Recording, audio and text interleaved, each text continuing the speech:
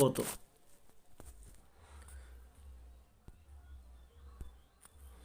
এসটিপিতে 44.8 litre carbon die অক্সাইডের মোল সংখ্যা কত? আমরা জানি যে এসটিপিতে 22.4 লিটার কার্বন ডাই অক্সাইড মানে CO2 গ্যাসের আয়তনে মোল সংখ্যা হয় 1, এটা আমাদের জানা। তাহলে 44.8 লিটার CO2 গ্যাসের আয়তনে, এটা আয়তনে করো তাহলে ভাষাটা ঠিক হবে, আয়তনে মোল সংখ্যা কত? 1/44.8 ইন্টু, আচ্ছা সরি 44 বলছি, 22.4, এদিকে হচ্ছে 44.8।